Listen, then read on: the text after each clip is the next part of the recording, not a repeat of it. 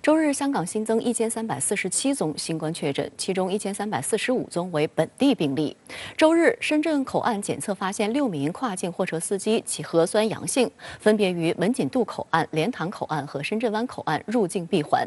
周六，第二次内地与香港新冠肺炎疫情专题交流会在深圳召开。国务院港澳办副主任黄柳权强调，中央有关部门和广东省将采取一切必要措施，支持香港遏制疫情快速蔓延势头，尽快稳控疫情。中央支援特区政府抗疫，哪些举措备受关注？来看看详细报道。周六下午，第二次内地与香港新冠肺炎疫情专题交流会在深圳召开。国务院港澳办、国家卫健委、国家疾控局、香港中联办、广东省政府和深圳市政府、香港特别行政区政府有关负责人与会。会议由国务院港澳办副主任黄柳权和香港特别行政区政府政务司司长李家超共同主持。黄柳权再次传达了中央领导同志关于全力支持香港抗击疫情、确保对港物资供应等工作的指示精神，强调中央有关部门和广东省将采取一切必要措施，支持香港遏制疫情快速蔓延势头，尽快稳控疫情。会议分析了当前香港疫情形势，认为新冠病毒，特别是奥密克戎变异株仍在香港社区快速蔓延，确诊病例持续大量增加，医疗系统承受重压，疫情尚未见顶。在此形势下，更需要有关各方增强风险意识，充分发挥一国两制制度优势，弘扬伟大抗疫精神，团结动员全社会力量，调动各方面资源，以更坚定的意志、更广泛的共识、更有力的措施，齐心抗疫。国家卫健委、国家疾控局、广东省及深圳市与会人员在会上介绍了内地抗击新冠肺炎疫情，特别是近期奥密克戎变异株引发疫情的做法和经验，并就内地与香港共同抗击疫情的策略措施进行了深入交流。会上，香港特别行政区政府政务司司長李家超代表香港特區政府提出了5項請求：一、派內地專家協助香港進行病理排查同埋分析工作；第二，提升香港嘅檢測能力；第三，協助建設檢疫同埋隔離設施；第四，提供快速抗原測試套裝；第五，提供病床、抗疫設施嘅家具、口罩、保護裝備等嘅抗疫物資供應。港澳辦、國家衛健委、廣東省和深圳市政府表示，很願意提供各方面協助。中央、廣東省同埋特區政府同意共同成立專班，針對性咁盡快解決問題。專班包括流行病學專家組、檢測組、檢疫設施組、醫療物資保障組、其他物資供應組等等。李家超在新聞發布會上還專門提到，衷心感謝廣東省和深圳市對於香港的支持。廣東省政府更加傳達咗廣東省李希書記嘅話，佢係咁講嘅：我們是一家人，幫助香港就是幫助廣東。廣東省同埋深圳市，不論喺疫情防控，或者喺保障對香港供應嘅蔬菜、鮮活食品同埋其他日用嘅必需品方面，都做咗大量工作，維持香港市民日常生活所需。我對此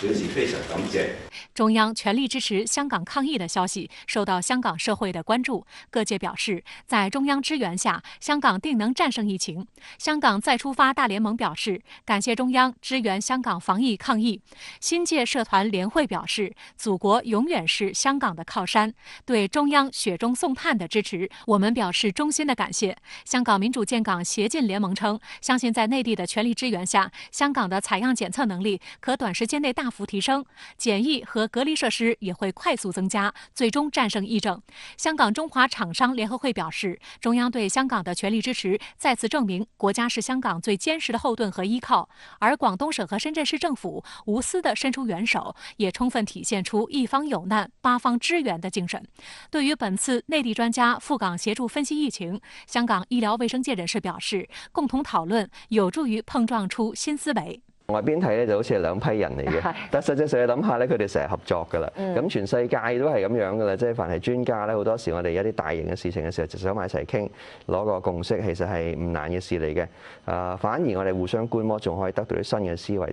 2月以來，深圳市已累計篩查發現17名香港跨境貨車司機核酸檢測陽性，以及1名內地接駁司機診斷為確診病例。為確保對港民生供應，周六，深圳市政府特別增設了一個跨境貨車的臨時接駁點。在寶安區跨境司機轉運站，記者看到跨境貨車在進入轉運站前，工作人員正使用3點一線場所工作人員端掃描核實粵康碼，跨境司機、跨境貨車間的匹配關係，在完成核對之後，跨境司機方可駛入站內停車場。車輛進入由引導員引導到指定位置，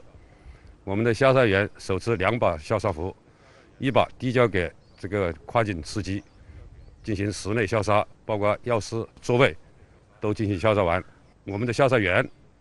在外圍進行手把、腳踏或重要部位的消殺。消殺完畢之後，接駁司機需等待車輛通風15分鐘之後才可上車。跨境司機駕駛貨車入境之後，需要按照規定的路線來到這裡。在經過一系列的消殺防疫工作之後，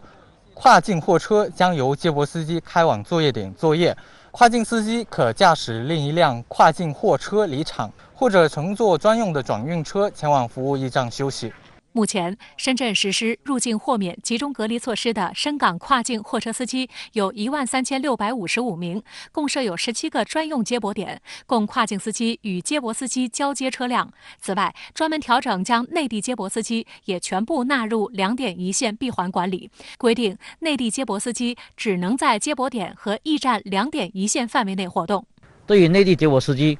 我們是按照隔天一檢的那個頻率呢，再進行了一個加檔。就是變成24小時有效的核酸，才能夠進入我們的接駁場站進行一個停車和接駁。接連有跨境貨車司機染疫，香港文匯報周日報道稱，有消息指，作為蔬菜集散地的香港長沙灣蔬菜批發市場曾經爆發疫情，過去10天有逾20人陸續確診，包括菜販及工人。跨境司機染疫或與此事件有關。香港衛生防護中心總監徐樂堅認為，這是2年來香港與病毒之間最嚴峻的一場戰鬥。咁我哋相信咧，感染嘅人數咧喺未來嘅短時間將會係持續都係高企嘅。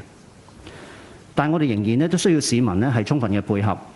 盡量係唔外出，留喺家裏邊，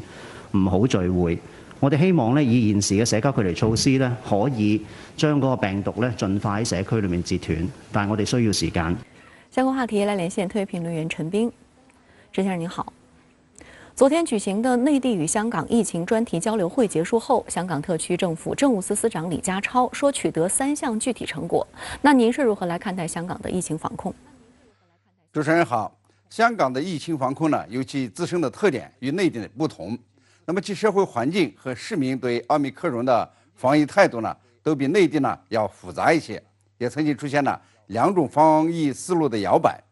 但內地和香港，包括全世界，都有一個共識，那就是奧密克戎呢傳染性強，雖然死亡率有所下降，但一樣能致人死亡。世衛組織這個8日發布的疫情報告還強調呢，此前一周的這個數據顯示，死亡率呢增加了7%，而新增死亡病例之中呢，歐洲區域佔到35%，美洲區域佔到44%，而歐美呢則是鼓吹與病毒共存最嘹亮的這個地方。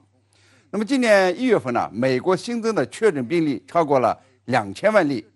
新增死亡呢超過了9.6萬例。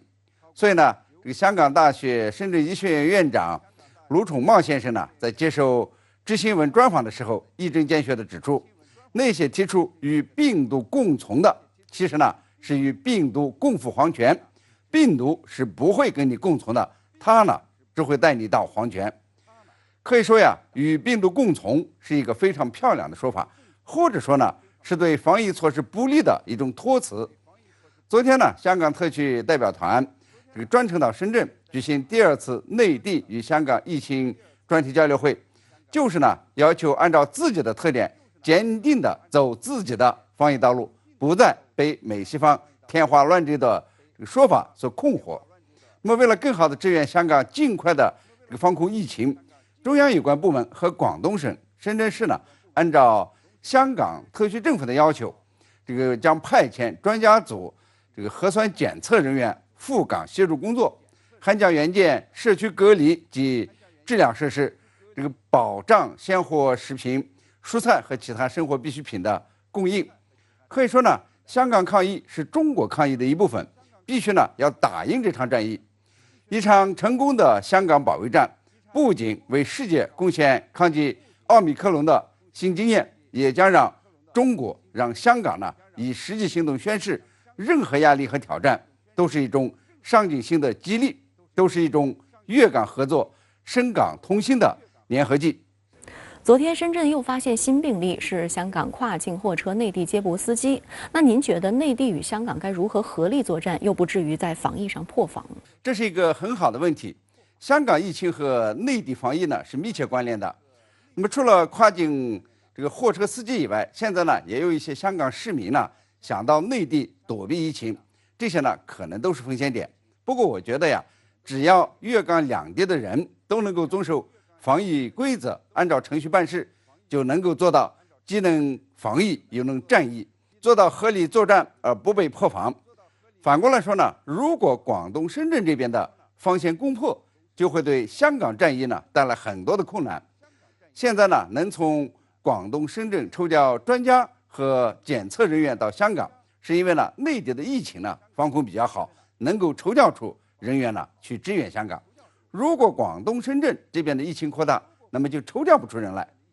另外呢，香港所需的物资呢是需要内地调配，所以呢，协助香港抗疫、保障供港物资的先决条件呢，就是内地能够管控好疫情，筑牢防线。这一点呢是非常的重要。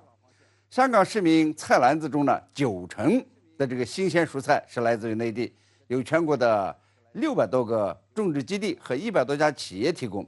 内地防疫好，就为香港战胜奥密克戎呢提供了后勤保障。同样呢，打好香港的疫情防控战，香港同胞呢不仅要遵守本地的防疫规则，也要遵守内地的防疫规则和要求。特别呢是那些到内地来的人，我想呢，内地居民也很体谅香港同胞的心情，会尽可能的做好服务工作。我总觉得呀，北京冬奥会的防疫工作呢是够艰巨的，世界上那么多的人都来聚会，他防疫呢都做得挺好。那么我们粤港呢，在战疫情的时候呢，也会是周密的严禁，积极的进取。深圳方面呢，鉴于香港疫情态势呢，已经把文锦渡口岸作为鲜活食品货物跨境运输专运口岸闭环管理，不仅呢会提高物流效率，也会更好的防控疫情，这就是积极应战的好例子。有媒体报道，香港蔬菜批发市场爆发疫情，有20多人确诊，但是市场没有公布疫情，近10日仍在运营。您对此如何评论？这次香港疫情爆发呢，每天确诊人数上千，显然呢，香港是防疫抗疫的主战场，香港市民呢是反击疫情的主力军。我也看到了相关的报道，批发市场呢本来呢人群密集，如果连戴口罩这样最基本但最有效的防疫规则都不遵守，那就很难呢不让奥密克戎兴风作浪。有的地方呢消杀措施也不及时，出现防疫漏洞，这呢也是疫情扩大的原因之一。不过我相信呢，香港有政府的积极作为，有媒体的监督，有立法议员的建言献策，出现什么问题呢，就能够尽快的解决，尽可能的会堵上疫情漏洞。或许呢，一些香港市民呢更相信欧美的防疫思维和措施，产生了与病毒共存的幻觉，所以呢，在防疫上呢有自由散漫的倾向。那么从全球的疫情防控看呢，东方做得比西方好。从东方的疫情防控看呢，中国呢做得比其他国家和地区呢又要好。为什么呢？在疫情防控上呢，我觉得呀，中国人要比西方人理性得多。这个理性呢，就是新冠疫情会致命，包括奥密克戎。新冠病毒很狡猾，可以突破疫苗防线。因此呢，更好的防疫措施是把医学防疫和社会防疫结合起来，才会有好的防疫效果。西方人呢就比较感性，有比较大的侥幸心理，一会儿呢反对戴口罩，一会儿反对强制接种，一会儿呢又要搞什么群体免疫，结果呢在疫情防控上是节节败退。那么多的人确诊，那么多的人死亡，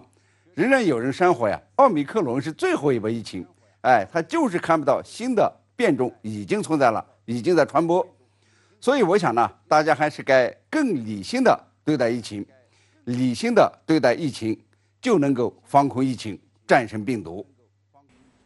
好的，谢谢陈先生跟我们共同在线分享您的观点，谢谢。美国政府声称，俄罗斯几天内随时可能入侵乌克兰后，紧张局势引发多方关注。除了美英等国，又有多国跟进敦促在乌克兰的本国公民立即离开。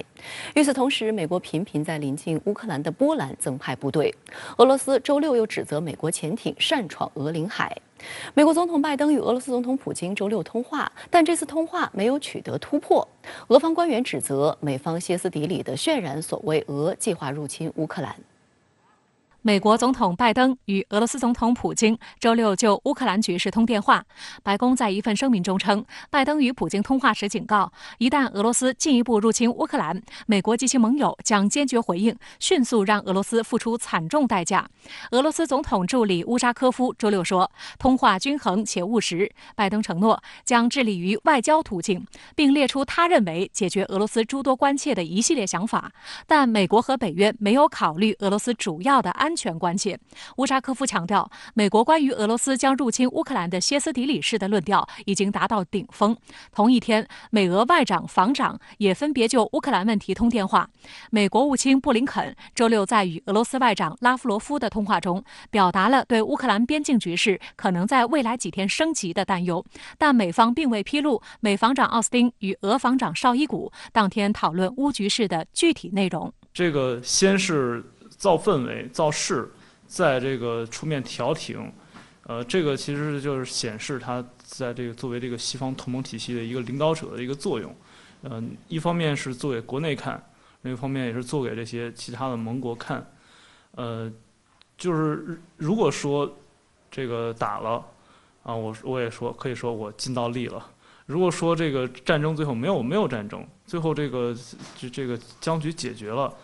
那么拜登就可以说，这是我的功劳，这是我多方调停的功劳。就在美俄领导人通话的几小时前，美国官员警告称，俄罗斯最早可能在下周发动全面入侵。当天，美国国务院下令撤离美国驻乌克兰大使馆大部分政府雇员，并敦促美国公民尽快离开乌克兰。美国总统国家安全事务助理沙利文周五声称，美方所获情报显示，俄罗斯与乌克兰边境紧张局势加剧，俄罗斯可能在2月20号之前入侵乌克兰，而美军也开始频繁调动。美国国防部宣布，未来几天将向波兰再增派3000名美军，同时从乌克兰暂时撤离160名负责军事训练的国民警卫队员。这是10天内美国第2次向欧洲增兵。为应对乌克兰边境的紧张局势，美国近期已经增派约4700人到与乌克兰接壤的波兰。美国国防部表示，目前驻欧美军数量超过8万，增派欧洲的美军将组成一支高度机动的部队，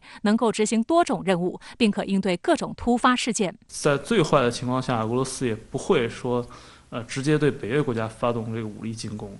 派兵其实没有任何军事上的意义，它也不可能产生这个军事上的这个威慑的一个意义，它基本上就是一个政治上的一个姿态。而在俄罗斯与西方国家就乌克兰局势紧张对峙之际，俄罗斯与白俄罗斯周四起开始举行联盟决心2022联合军事演习。近日，俄罗斯国防部公布了部分军演画面。俄国防部表示，俄罗斯东部军区的摩托化步兵部队与白俄罗斯特种作战部队在布列斯特训练场执行了阻击和摧毁非法武装团伙的任务。В рамках совместного учения силами нашего батальона было блокировано незаконное вооруженное формирование, которое впоследствии во взаимодействии с военнослужащими сил специальной операции Республики Беларусь был уничтожен. В ходе данного эпизода особое внимание уделялось вопросам взаимодействия с командирами подразделений армии союзного государства. 此外，俄东部军区和白俄罗斯武装部队的炮兵也进行了火力打击的演习。演习内容包括在最短时间内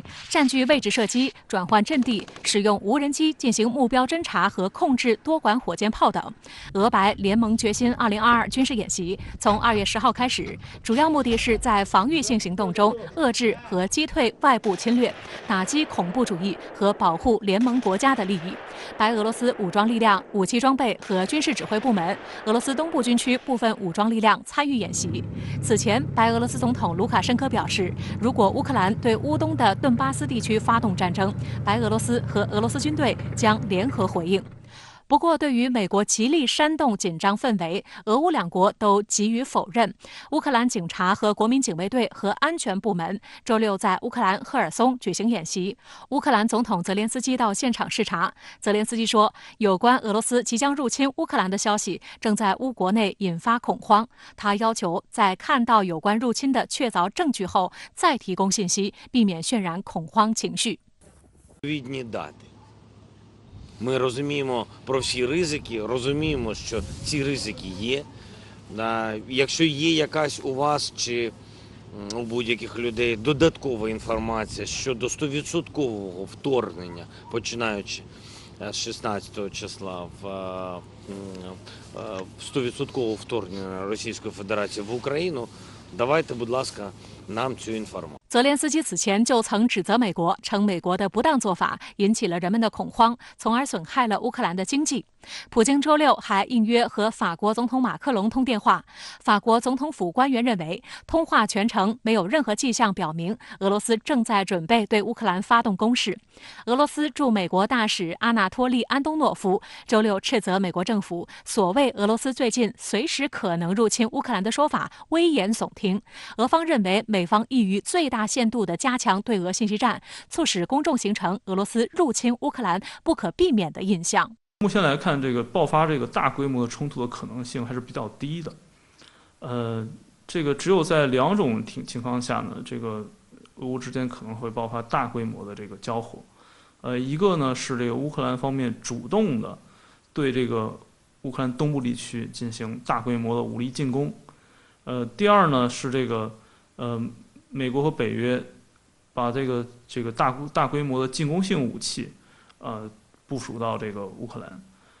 只有在这2种情况下，这个俄军才会大举这个进攻乌克兰。就在美俄因乌克兰局势吵得不可开交之际，两国又发生了潜艇风波。俄罗斯国防部周六证实，千岛群岛附近领海当天遭一艘美国弗吉尼亚级潜艇闯入，警告无效后，俄方予以驱逐。俄国防部说，俄罗斯太平洋舰队周六在千岛群岛附近进行军事演练，期间发现一艘美国弗吉尼亚级潜艇进入俄领海，俄方要求美潜艇上浮至水面，遭美方无视。俄沙波什尼科夫元帅号反潜舰船员继而采取对应举措，使这艘美国潜艇驶离俄领海。俄国防部说，美国潜艇以最快速度离开俄罗斯领海。俄方认为美潜艇闯入俄领海违反国际法。美国军方回应称，俄说法不实，否认在俄领海开展军事行动。美国印太司令部发言人凯尔·雷恩斯在声明中说，俄罗斯声称我们在他们的领海有活动的说法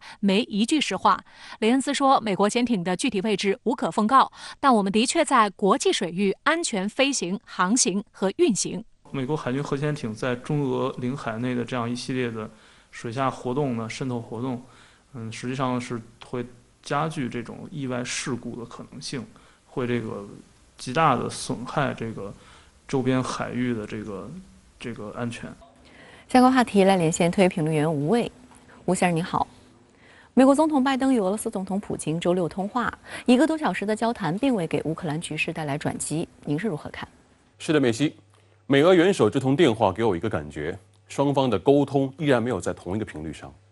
俄罗斯方面的评价很直白，克里姆林宫外交政策助理乌沙科夫说，美国官员的歇斯底里已经达到了顶峰。那么拜登说了什么呢？他警告称，如果俄罗斯入侵乌克兰，将引发西方果断反应，会让俄罗斯付出迅速和严重的代价，并降低俄罗斯的世界地位。老实说，我认为普京挺无奈的，因为79岁的美国总统依然在装傻。俄罗斯此前提出的一系列谈判条件始终摆在桌子上，而美国完全没有接茬的意思。明眼人都能看出，拒绝谈判的是美国，但骂得最凶的还是美国，好话都让美国人说了，坏人就只能让俄罗斯来做了呗。所以，俄罗斯外长拉夫罗夫在另一通电话里直接向美国国务卿布林肯点破，他说：“华盛顿正在打一场宣传攻势。”在我看来，美国这场宣传攻势打得十分拙劣，一些美国媒体甚至不小心把提前写好的备稿发了出来。如果按照这个剧本走下去，俄罗斯这个反派的人设肯定是甩不掉了。欧洲议会议员华莱士在推特上吐槽了一下，他说：“西方主流媒体大谈乌克兰危机，将俄罗斯描绘成一个所谓战争贩子，这是很可悲的。俄罗斯在原苏联以外只有1个军事基地，而美国在全球有800多个军事基地。美帝国主义与北约才是那个寻求战争以喂饱军工复合体的战争贩子。”正如我此前谈到的，冷战结束以来，在欧洲大陆上，谁处于攻势，谁处于守势，明眼人都看得出是北约在高歌猛进。一个不争的事实是，世界各国正陆续从乌克兰撤回外交人员，相关旅游警告也达到了最高层级。与其说这代表了各国普遍预期一场战争在所难免，不如说是大家都看懂了，在北约东扩这个问题上，美国与俄罗斯都不打算退让。如果美俄矛盾一直无法调和，那么局势往更糟糕的方向发展是符合逻辑的。这是在政治上对乌克兰局势给出的消极预期。那么军事上的逻辑又是怎样的呢？一个吊诡的局面出现了，那就是军事对垒的双方都在制定防守反击计划，在彼此的意识里，开第一枪的一定是对方。无论是俄罗斯与白俄罗斯的联盟决心2022联合军演，还是乌克兰军队在哈尔科夫一线展开的反挤压军事部署，演习响定里都将假想敌称为入侵者。这其实非常直观展现了，无论是莫斯科还是基辅方面都不愿意主动去开这第一枪。在我看来，生怕这仗打不起来的，主要就是美国。一个非常危险的趋势是，俄罗斯与乌克兰之间的信任已经降至冰点。莫斯科认定基辅方面部分丧失了独立决策能力，已经沦为北约的提线木偶。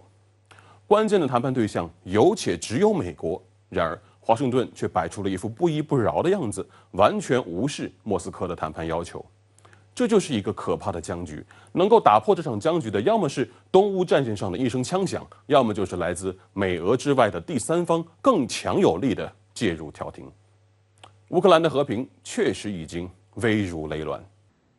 与此同时，双方的军事对垒正在加剧。俄国防部透露，太平洋舰队处置了一起美国核潜艇入侵领海事件。那么，您对于俄罗斯与美西方的军事动态有何观察？据俄罗斯国防部透露，这一起驱离事件发生在远东千岛群岛附近，对象是美国海军一艘弗吉尼亚级攻击型核潜艇。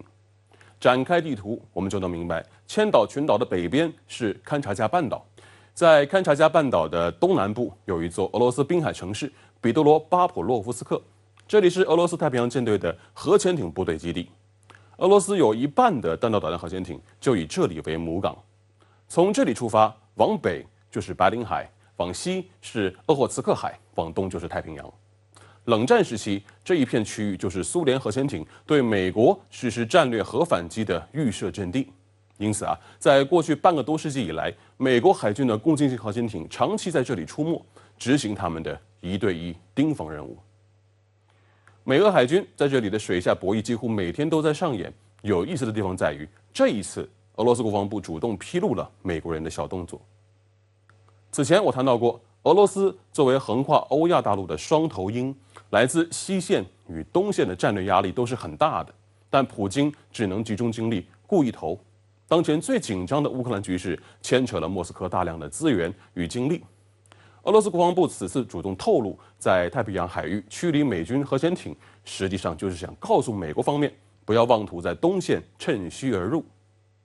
俄罗斯在应对北约东扩的压力时，其实是有些形单影只的。就以乌克兰方向为例，俄罗斯身边的盟友只有白俄罗斯。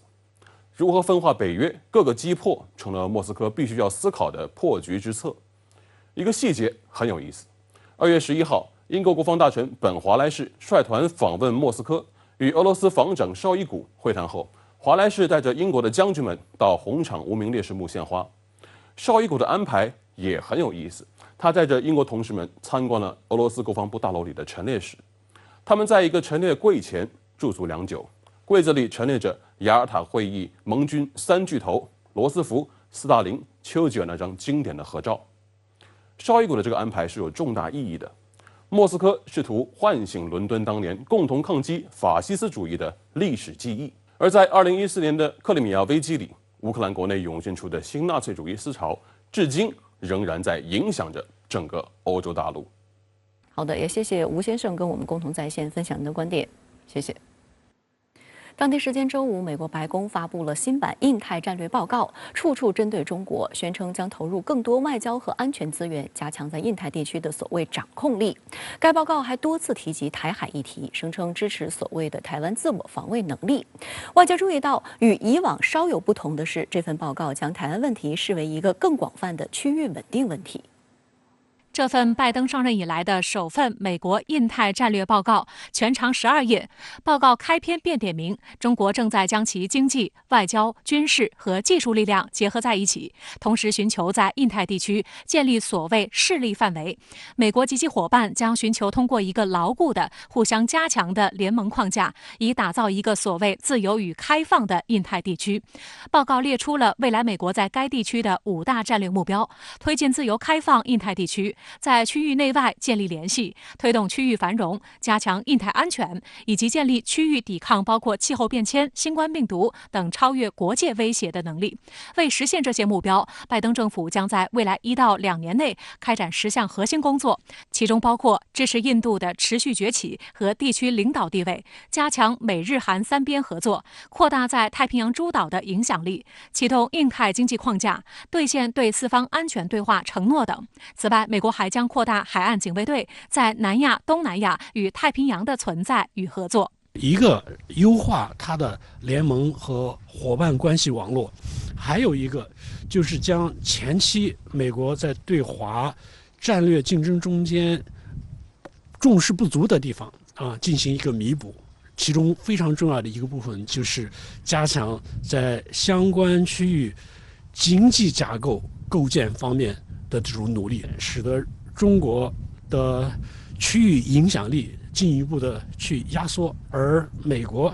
的相关的利益和战略关注进一步的凸显。实际上，早在2019年6月，美国国防部就曾发布印太战略报告，这是美国首次以国防部名义推出印太战略系统论述。报告在谈及中国时，一方面把和中国的经济关系同对中国的安全防范直接挂钩，另一方面，报告展示出美国准备加大用台海问题牵制中国的力度，而拜登政府推出的新版报告更是增加了打台湾牌的力度。报告宣称，美国将与区域内外伙伴维护台海和平稳定，包括所谓支持台湾自卫能力等等。不过，报告也特别重申，美国的一个中国政策没有改变。对此，有分析指出，这份报告提到台湾的方式与以往相比更加耐人寻味，那就是将台海议题纳入到一个更广泛的区域稳定问题来看待。台海问题实际上是美国整个的印太战略中间的关键环节，继续唆使他的盟国加强跟台湾之间官方联系这些努力看起来美方还会继续的去推，目标是恶化中国内外发展的环境。拜登政府的新版印太战略报告让岛内部分台独分子欢欣鼓舞，甚至有绿媒将其解读为美国愿意武力护台。不过，也有岛内媒体清醒地指出，把台湾捆绑在美国所谓印太战略的战车上，与民进党当局相互利用，不过是拉着台湾当炮灰而已。美国向来是表面一套背后一套，如今给蔡当局那么多的承诺，到时候能否实现还是个未知数。曾在特朗普执政时期负责草拟印太战略的美国前白宫国安顾问麦克马斯特日前接受台媒专访时，被问到基于这个报告，美方在所谓协防台湾问题上是否会延续战略模糊，麦克马斯特的回应意味深长。I think we ought to be confident. Why change something if it's working, right? I think it's really important to not know, right? Was the United States going to intervene? 除了继续炒作台湾话题，这份报告还强调了美国与太平洋岛国之间的军事合作，声称未来将会提升与太平洋岛屿国家进行军事准入谈判的优先级，还要加强美国海岸警卫队在太平洋地区的存在。而就在报告发表的同时，美国国务卿布林肯正展开对斐济的访问，这是自1985年以来美国国务卿首次访问这一太平洋岛国。除了与斐济总理举行会晤，商讨加强双边关系外，布林肯还将与18个太平洋岛国领导人举行视讯会议，借此显示继续加强其在印太地区的存在。美国始终坚持的认为它不是域外国家，它要在印太区域或者西太平洋区域以一个主导国家的自身定位推进各相关的规划。印太区域尤其是在太平洋和印度洋的这种海洋秩序构建中间推出更强有力的这种举措。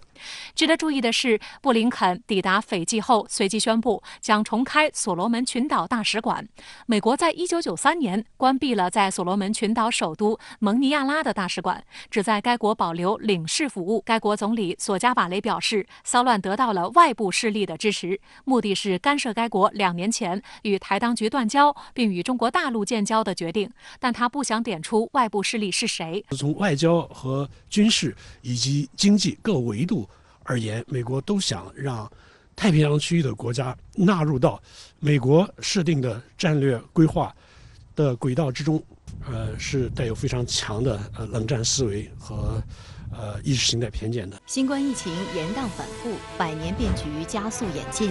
和平与发展遭遇逆风，外部风险隐患显著上升。站在时代的十字路口，我们该何去何从？2022中国外交面临哪些机遇和挑战？直播港澳台寻访国家顶级智库和最高学府，推出《北京观察》新春特辑，与您一同见微知著。自去年底开始，俄乌局势愈发的趋向白热化。那俄乌真的要开战了吗？为何美西方会对俄罗斯极限的施压呢？这最终又会引发何种的后果？今天我带着这个问题来到了中国社科院，请俄罗斯东欧中亚研究所的所长孙壮志来帮我们答疑解惑。孙壮志认为，美西方对俄罗斯步步紧逼的原因复杂多元，最核心的还是俄罗斯跟美国之间的结构性矛盾。其实俄罗斯是抱有期望的但是我们看到，其实西方一直是很排斥俄罗斯，特别是美国把俄罗斯一直是视为一个非常大的一个竞争对手甚至是敌人另外就是这个俄罗斯在乌克兰的一些政策上。那么西方呢，觉得这个影响到了这个美国和这个北约包括乌克兰这个欧洲的一些战略利益所以这样的话就对俄罗斯呢不断的施压。就按照当前的局势发展，您认为俄乌局势的主动权究竟是在哪一方？那实际上这个从俄罗斯来说，从乌克兰来说，包括这个欧洲国家、美国，其实对这个俄乌这种矛盾，包括乌克兰危机的这种走向，其实都有自己的一个战略设计。都希望这个局势发展对自己有利但是现在我们可以看到很多方面就是各方都很难控制因为这个各种牵扯的就各种因素太多了。这个乌克兰问题现在已经被国际化到这个相当这个广泛的一个程度了参与方非常之多，而且现在这个因为各种的这个矛盾纠葛这个越积越深，所以现在达成妥协很难。就是这个美国、俄罗斯在这个关键的问题上都很难妥协，都很难后退一步。还是想要了解一下，您认为俄乌会开战吗？我觉得双方现在谁也不愿意开这第一枪，因为确实是如果这个战端一开这个其实对俄罗斯来说，对乌克兰来说后果很难预料因为俄罗斯比如说真是这个对乌克兰下手了采取军事行动了，那他的这个敌人就不仅仅是乌克兰一家他可能会面对整个欧洲甚至整个北约。乌克兰我觉得他也不会去主动去挑衅俄罗斯。如果开战的话，其实对乌克兰来说也是个灾难性，因为他肯定对俄罗斯这个对东部地区他有一点胜算，但是对俄罗斯的话，那就是以卵击石他的军事能力跟俄罗斯是没有办法比的。